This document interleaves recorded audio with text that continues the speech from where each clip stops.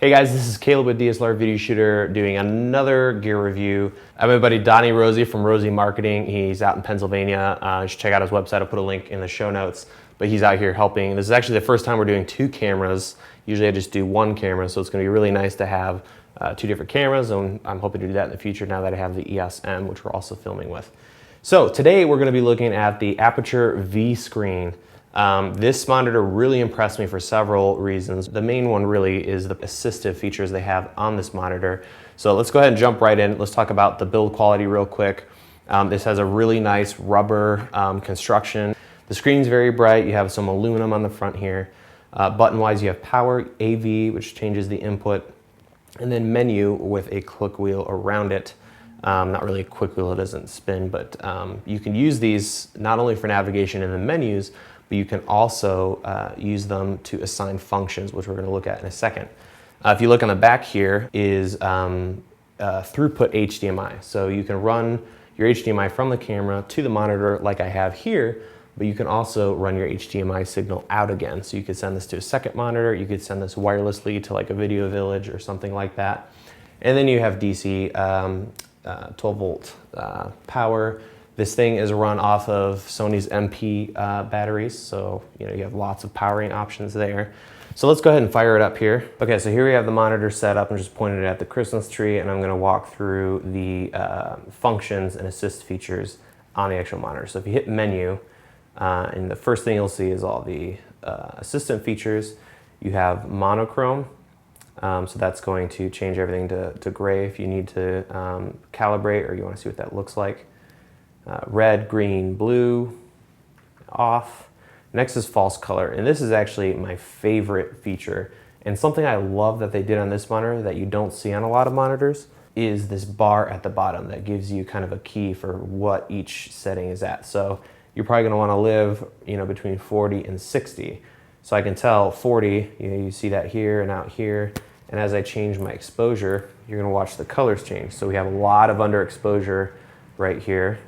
And then as I bring it up and as we change the ISO and take it really high, we see that we're way too overexposed here. So this is just a great feature to help you get your exposure correct on any given shot. So love that they have that on here. Love the way they've executed it. So that's just a great feature. So that's false color. Turn that off. Next we have zebras. So for those of you that are, like me, you've done a little bit of broadcast, use broadcast cameras, this is going to be very familiar to you, seeing your zebras. So there's two ways to check your exposure, which is fantastic.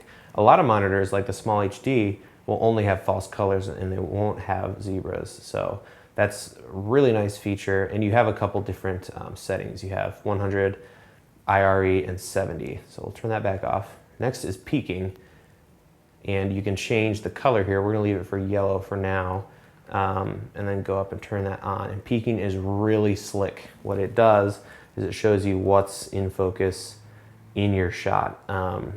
This feature you don't find on that many monitors. Marshall has a lot of them, but this is a really slick feature. And what you can do is not only can you control the actual color, so let's go ahead and change the color here.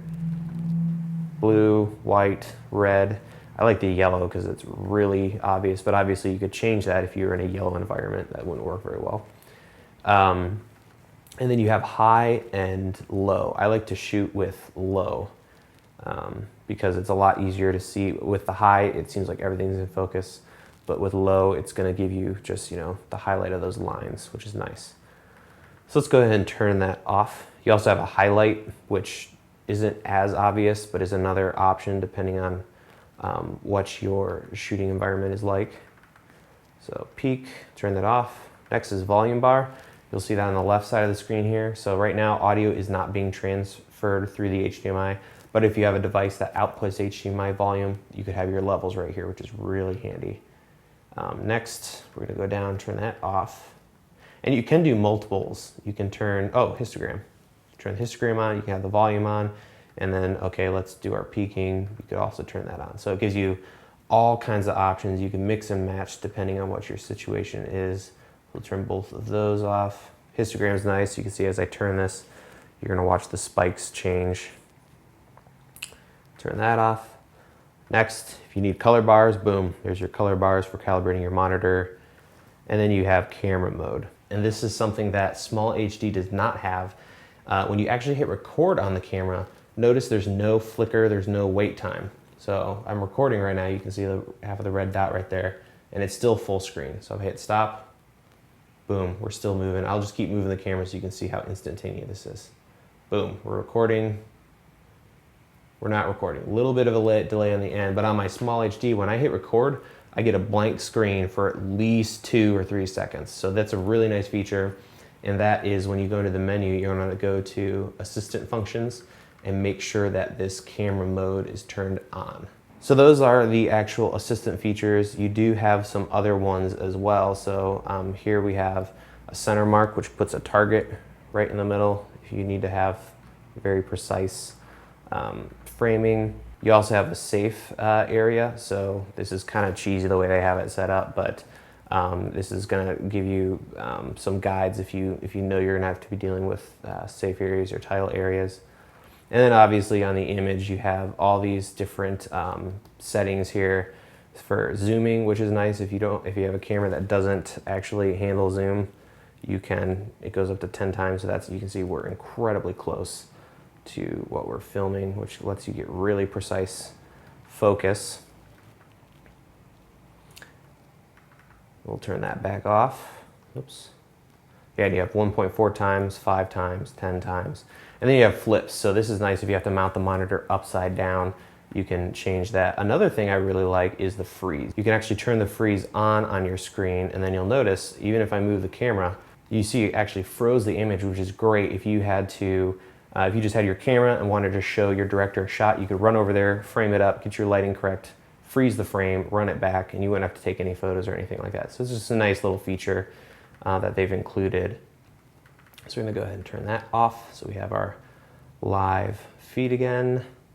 Color settings, letting you calibrate and change everything. I noticed that you're going to want to right away change your white balance on this. It looked really off to me. So I switched it to 93, 100 Kelvin, and that really helped get the image to look much more correct. And then you have shortcuts, which you can assign to these 4 buttons right here, which we're going to show in just a second. And then of course other settings. Very nice monitor, lots of features, and I'm just going to show you. I have assigned a couple different things. I have zebras, I have false color, and I have the zoom function, so I can punch in ridiculous amounts. So I think this is really a great option for budget filmmakers, people that aren't ready to fork out $500 to $1,000 on a monitor. So that's the Aputure V-Screen. You can find the links on DSLRvideoshooter.com. And I have other reviews of monitors coming up, so stay tuned for that stuff, and I'll see you guys online.